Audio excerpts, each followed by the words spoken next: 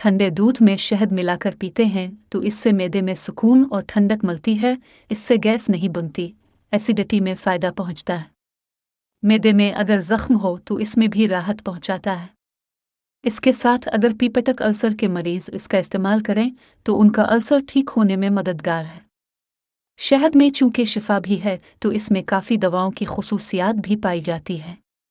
यह कब्ज भी दूर करता है, हजमे का निज़ाम ठीक करता है। अक्सर काम करने वाले खास तौर पर ऑफिस जाने वाले अफराद को सारा दिन चाय की बहुत ज़्यादा आदत होती है। चाय या काफ़ी अगर बगैर चीनी के भी ज़्यादा मिकदार में ली जाए तो वो मुज़िर सेहत है, और अगर उसे चीनी के साथ लें तो इसका नुकसान डबल हो जाता है। इसलिए ख्याल रहे कि अपने दिन भर की रूटीन में चाय काफ़ी को कम करें और इससे भी ज़्यादा चीनी को कम से कम लें। अगर आप सारा दिन में 5 चम्मच चीनी लेते हैं तो ये ठीक है, लेकिन अगर आप रोज़ाना इससे ज़्यादा मिकदार में चीनी इस्तेमाल कर रहे हैं तो ये आपके लिए ज़ियाबितस का ख़तरा पैदा कर सकती है। टमाटर में मौजूद लाकोपेन और कैल्शियम हड्डियों और दांतों को मजबूत बनाता है, उसकी वजह से आप हड्डियों की बीमारियों से बच जाते हैं। इसीलिए जब आप खाली पेट टमाटर किसी भी शक्ल में खाते हैं तो ये ज़्यादा ज़ूद असर रहता है। हमला ख़वातीन के लिए कद्दू के बीज इब्तिदाई माह में खाना बहुत ज़रूरी है, क्योंकि इससे उनके फेट्स में मौजूद बच्चा नशोनुमा पाता है और मजबूत जान बनाता है।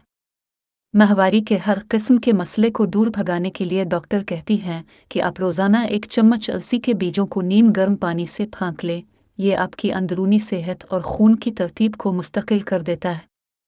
आमतौर पर सोडे वाले मशरूबात का इस्तेमाल खाने के फ़ौरन बाद किया जाता है, जबकि माहिरीन इस बात पर मुत्तफ़िक़ हैं कि खाने के फ़ौरन बाद पानी या किसी भी किस्म के मशरूब के इस्तेमाल के सबब मैदे में मौजूद तेज़ाब के असरात पानी या मशरूब की आमेज़िश के सबब कम हो जाते हैं, जिसकी वजह से मैदे में मौजूद ग़िज़ा या गोश्त को हज़म होने में आम हालात के मुकाबले में ज़्यादा वक्त लग जाता है, और ये हाज़मे में मददगार होने के बजाय इसमें ताख़ीर का बाइस बन जाते हैं।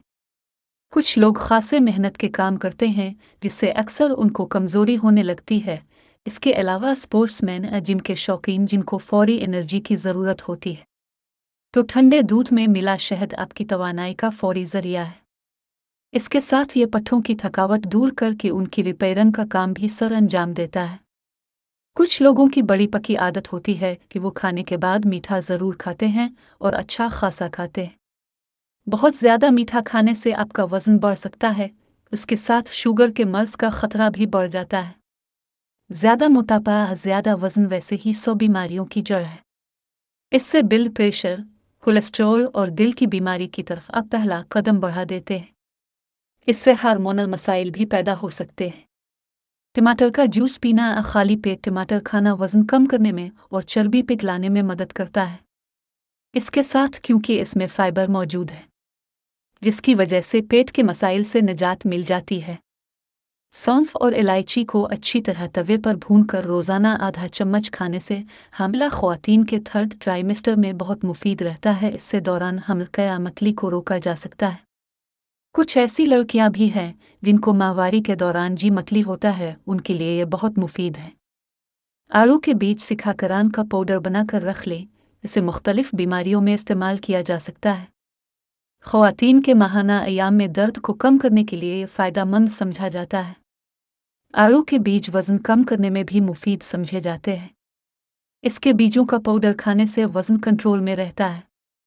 आलू के बीजों का तेल कान के दर्द की सूरत में कान में डालें तो इससे फौरी आराम मिल जाता है।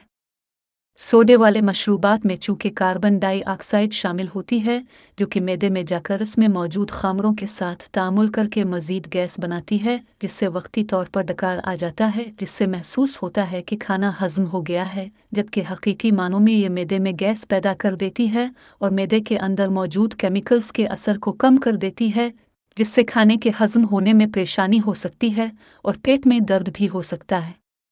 अक्सर छोटे बच्चों में आयरन की कमी पाई जाती है। इस कमी को पूरा करने के लिए इस उम्र में उनको कोई दवा भी नहीं दी जाती। कोशिश ये होती है कि माँ के दूध से ही ये कमी पूरी की जा सके। लेकिन अब इसका एक हल है कि बच्चे को दाल का पानी बनाकर पिलाएं। इसमें मौजूद भरपूर ग़िज़ाइयत बच्चे की सेहत के लिए फ़ायदेमंद है।